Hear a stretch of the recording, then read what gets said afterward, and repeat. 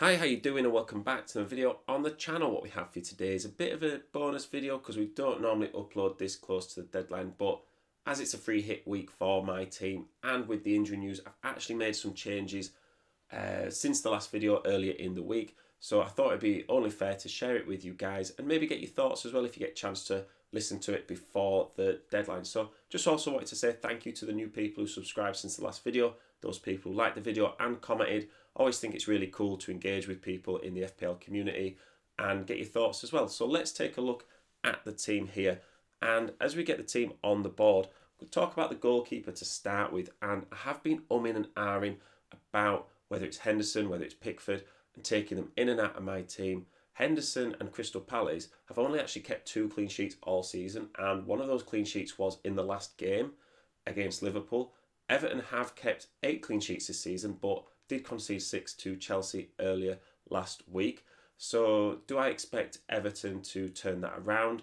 Well, if they were capable of doing that, they probably wouldn't be in a relegation fight. So really it is, I don't expect them to keep a clean sheet against Liverpool in the second game. I probably expect Newcastle to score against Crystal Palace as well. So it's the case of, do I think Henderson will keep a clean sheet against West Ham? Is that more likely than Pickford keeping a clean sheet against Nottingham Forest? I think you're probably tossing a coin there. I am probably going to stick with Henderson mainly because West Ham are a bit notorious for being quite poor after a European Cup game, which they've just had on Thursday. And Henderson himself is playing quite well. He's making a lot of saves. I do think those save points will add up. But, part of the free hit is making those decisions. And the likelihood is they're both probably going to keep no clean sheets. And all this thought is just for nothing. In terms of the defence, I've gone with Robertson now alongside Trent. Huge risk, really. I'm kind of doing it just because it's a free hit and it's quite fun. They're both on minute restrictions, coming off quite serious injuries. But if they do both play, the upside is there. I don't necessarily expect them both to start both games. I think Robertson's probably more likely than Trent. But Trent just has those set pieces and that attacking threat just a bit more. And he is a huge differential. Not many people will be going for Trent because they are going for the double Liverpool attack. Now, I've reduced my double Liverpool attack for that because I've got in Eze instead of Luis Diaz. Now, Eze is someone who, I've kind of got him in because it's a bit of a fear of missing out because a lot of people on a free hit are having Eze. That fixture, both those fixtures, look really good from an attacking point of view. Eze probably is on pens.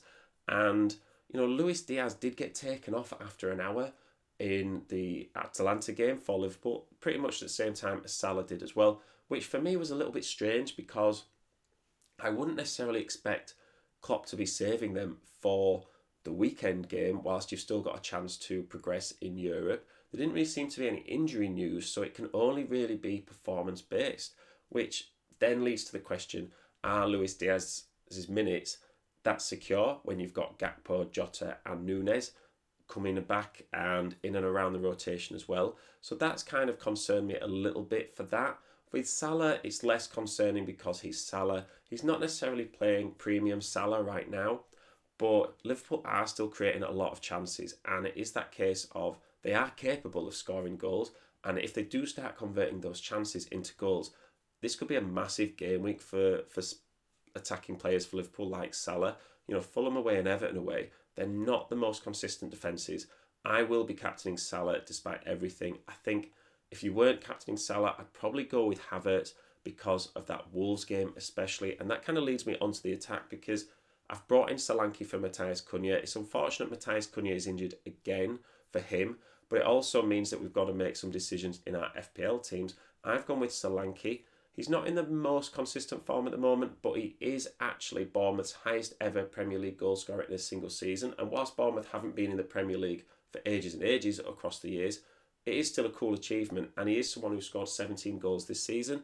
So I have moved away from Wolves completely. I did get Munoz on the bench from Crystal Palace as well.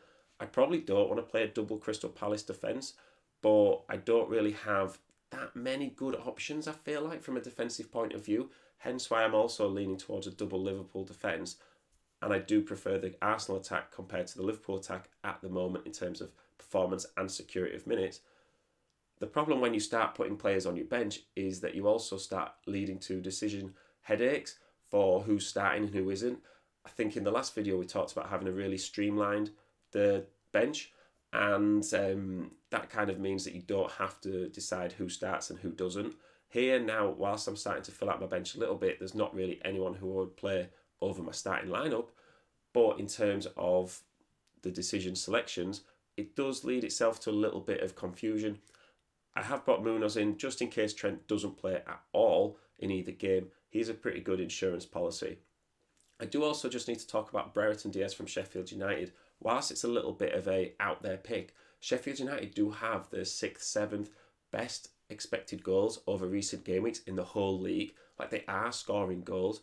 Brereton Diaz is someone who, I think it's fun to have players like that in your free hit team. Like, part of FPL is that it is a game, and whilst we do take it seriously, and I'm not hell-bent on destroying my overall rank, because I'm really proud of my overall rank, I do think having the odd player like Brereton Diaz in your team, maybe Trent as well, like, that's what it's all about. Like, so don't agonise too much if you're on free hit. Go with what you think.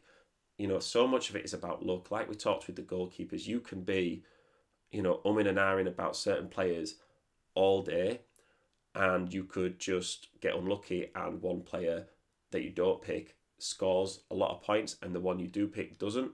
You can also get lucky as well. Like, so much of FPL is just down to what happens on the pitch and all those variables. So try and remember that if you are free hitting as well, just to go for it and enjoy it. And if it works, great. If it doesn't, it's just a game. Easier said than done, of course. But yeah, sorry if it's been a little bit rambly. I just kind of wanted to process through my thoughts. If you are new to the channel, please do subscribe, like the video. We are going to be wildcarding next game week as well. So, if you want to stay tuned for a video like that, subscribe. Let me know what you think as well. If you've got any questions, I will do my best to get back to you. Good luck in this game week. If you are free hitting, especially, good luck. Hope it really pays off for you. Thank you very much for listening, and I will see you in the next one.